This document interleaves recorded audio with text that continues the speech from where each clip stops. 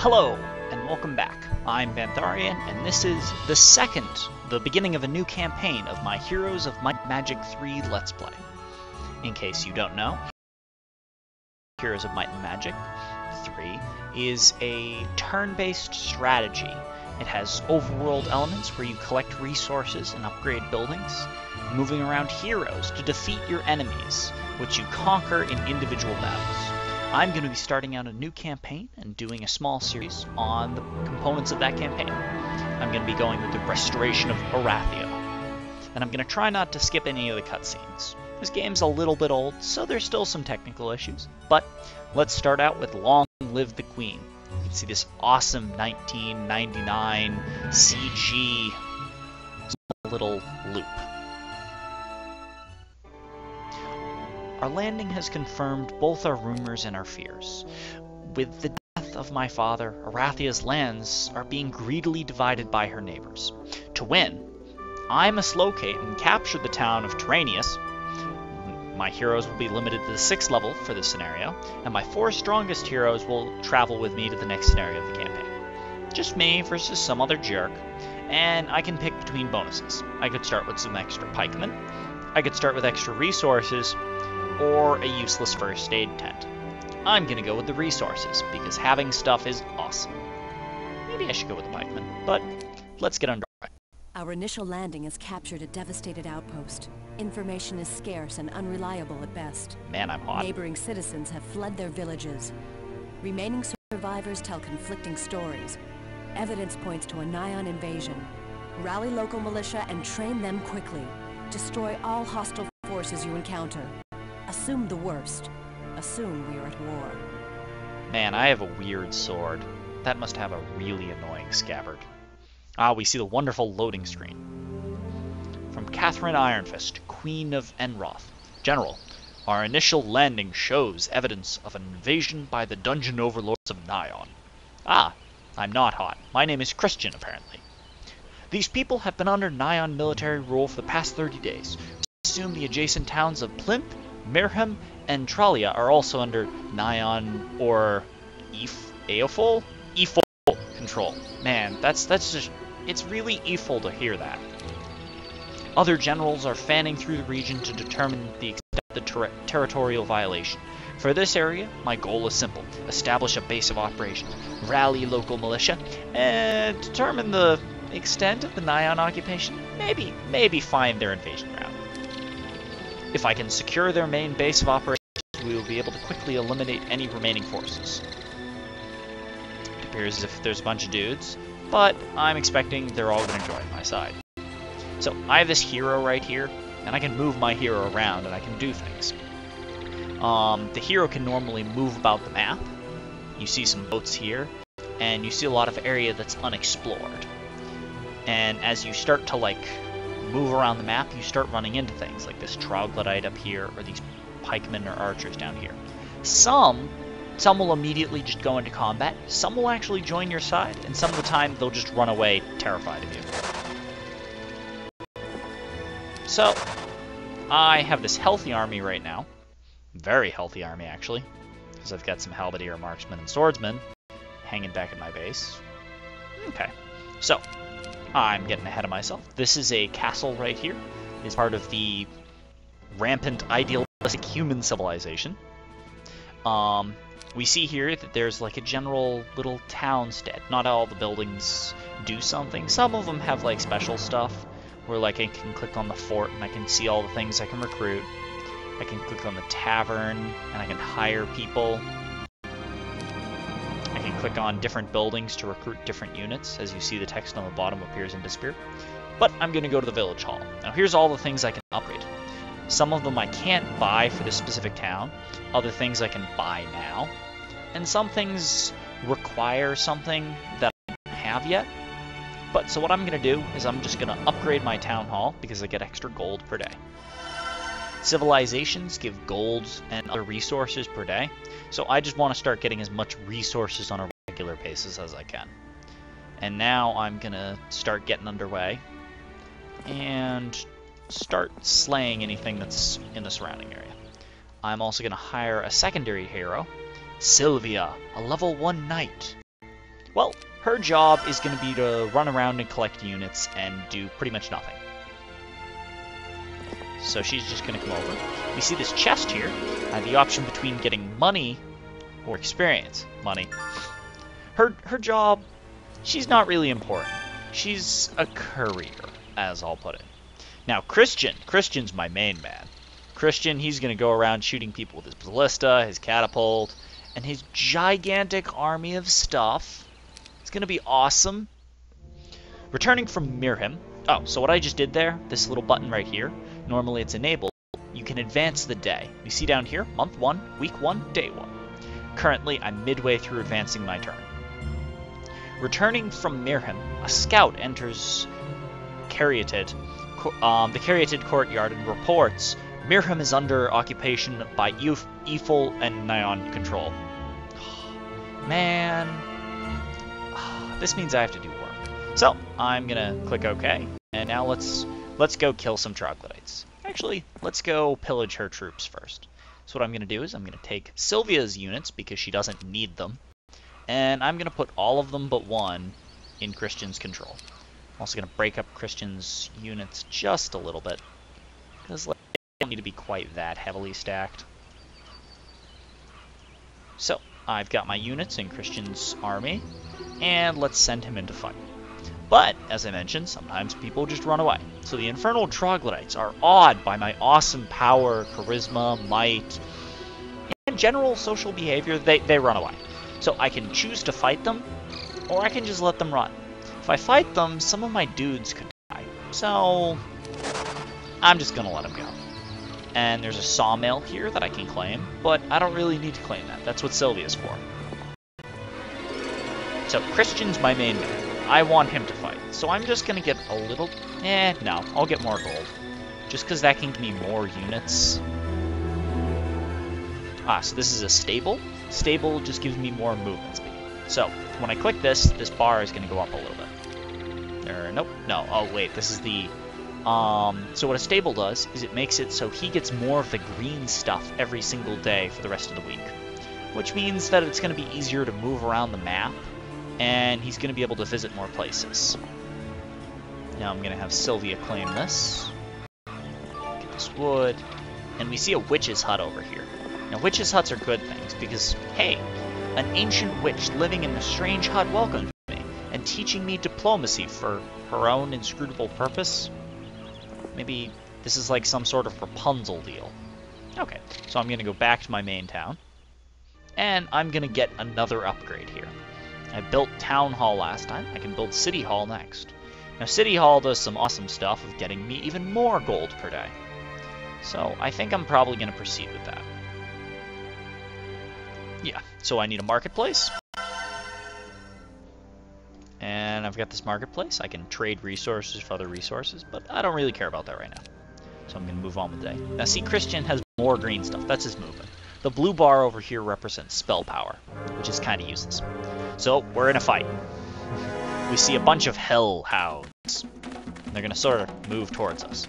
So we've got a hex grid. We've got our units on the hex. We're the rampantly idealistic soldiers over on the left side. The bad guys are always going to be over on the right. So we can also see Christian, my charismatic hero, up on the top left. Some stats about him. I've got a ballista, which is going to shoot things. And some information about the hellhounds. I'm going to send my pikemen in and hope that I can do enough damage to win this. So I just killed 5 of them, so I think this is going to be a pretty easy fight. I'm just going to have them defend. And fire. Okay, so that went pretty easily. Ha! They're just doing nothing. Let's take out that one and stab. So, after a combat, we see me, glorious Christian, who won and defeated the Hellhounds. I get some XP. Some of my units died, some of their units died.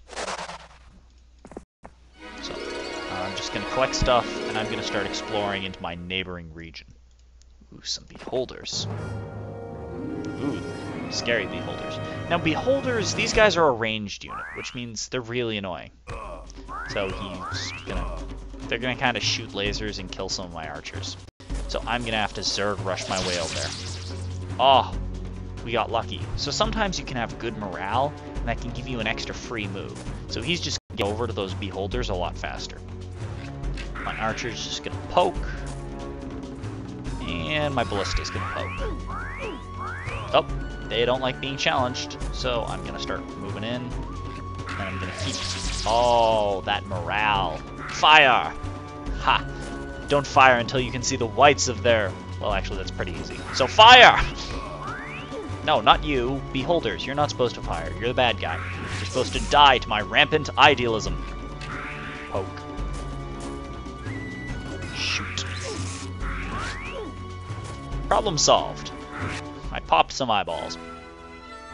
Die. Okay. Ooh. So... Oh, actually, so... Christian has an ability... So this is what happens when you level up. I won't get ahead of myself. Christian has gained a level. That's me. Glorious. Charismatic Christian. You get a skill that you can... Like, you automatically get a skill that increases. And then you get the choice between two skills, or two abilities. So basic offense increases the hand-to-hand damage of my troops by 10%. And advanced leadership gives all of my units just more morale. Now see, that one's awesome, because sometimes taking extra turns just lets you win. Basic offense requires units like the pikemen, which I don't like as much, in order to work well. So, I'm going to have Sylvia explore up here. Ooh, we have a water wheel. And we have a mystical garden. So, I'm just going to gradually sort of expand in the different directions and try to claim some of the resources that are in the world before moving on to come back. Okay, so I can get this in 2 days, or I can get a resource silo. The resource silo is probably going to give me a nice amount of resources in wood and ore, which are kind of harder to get than gold. So I'm going to want that to get that first. So that's just going to build over time. Actually, I should also probably recruit the units that I can pick up from within my central base. See, look at all these. They're all white, happy, kind soldiers wearing blue and white. I mean, I even get angels. That goes towards the whole rampant idealism thing. Ah, so as I advance today, one of my aides approaches and hands me a scroll, mentioning that it was a scout, or that the scout who just delivered it was suffering from numerous injuries. I unfurl and read the scroll. Plinth is occupied by Ethel's troops. Man, Ethel, why you gotta be that way? So, I don't really care as much about collecting these resources. Let's claim this lighthouse. So, my ships move farther? I don't think that's that useful. I don't generally like exploring by boats, but that's just me. So, she's going to keep gathering resources from around here. Ooh. So this building over here gives free stats. I'll get to that in a little bit. Tomorrow. I'll do it later. So I'm going to get the blacksmith. And then next day I can build a city hall. So let's talk about what this tower is. So when I moved this tower, if I haven't visited, my hero just gets a free stat. It only works once per hero. It says visited down at the bottom. So I can visit that back when I send Christian up here to clear out all the hellhounds and leprechauns. Filthy, stinking leprechauns. But I'll worry about that later. So I'm going to just explore with Christian over here and try and kill things that are in the way. Ooh, a scholar. So, I've got a city hall now. So now this is going to double, and that's going to gain me a lot of value over the course of the game. Getting that early. So, moving on. Leading his griffin mount, a scout bearing the cuts of arrows and harpy scratches, approaches, kneels, and delivers his report. General, Tralia is a... Man, everybody is getting controlled by monsters. I mean, all you have to do is come to your main base, build something that makes units, like this barracks, and then you can just vomit out some troops. See, like I just made 4 more swordsmen. Why can't anyone else do that? Well, I suppose my job is easy. Taking stuff. And beating people up or something. Yeah, whatever, I'll figure it out. So, a couple more things. So, Swan Pond childhood stories said that a scarlet swan was a portent of good fortune. I decide to rest here for the remainder of the day. That's kind of a waste of my time, but whatever, because she's never getting combat. So, the sanctuary gives morale, and the lake gives luck. Luck is kind of like rolling well. Morale is free attacks. So, Christian, as I ride into a clearing, I notice a university scholar resting his horse. He agrees to teach what he knows before setting off. So this is a skill that Christian just got. So let's check what it does. Basic Scholar. I can teach other people spells. Wow, that is a waste of an ability. I don't even have a spell book. Oh well. Let's visit the School of Magic. So I can sign up for a magic course. Dude, I want to Harry Potter this up. So I'm going to pick up Spell Power because Spell Power is awesome. It gives you damage and duration on your spells. So, that's the end of day 6. I'm going to play for 2 more days and then I'm going to end this segment. I'm going to pick some stuff up.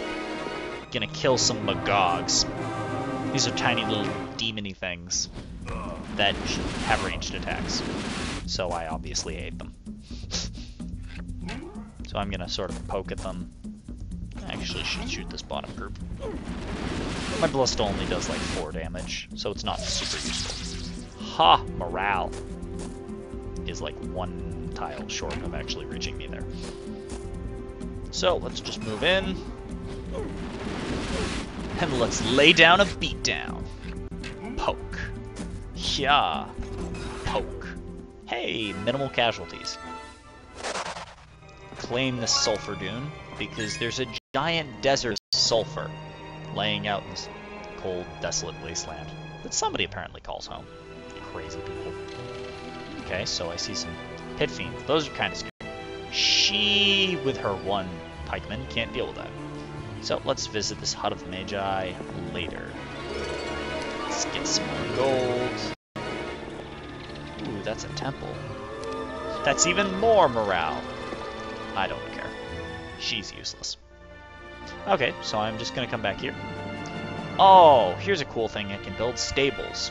So the next time a unit comes back here, if I have the stables built, it will permanently increase the land movement speed of any visiting hero, which makes it really awesome for getting around. But I'm not going to build that. I'm going to get some monasteries. Nah, I'm going to get the Citadel. Increase to base creature growth. Adds a keeps, and some other stuff that I don't care about. But, so like, these units just went up in how many I get. So, when I end the day and start up next time, you'll be able to figure out what that mysterious population, it lets me get more units. But join me next time for the second segment of my Let's Play, where I conquer the mixed forces of evil. They're pretty tolerant, those forces of evil. And I'll defeat them, and giant eyeballs, and, you know, Nion's not too nice, and some lizardmen. Well, join me next time. Thanks for watching.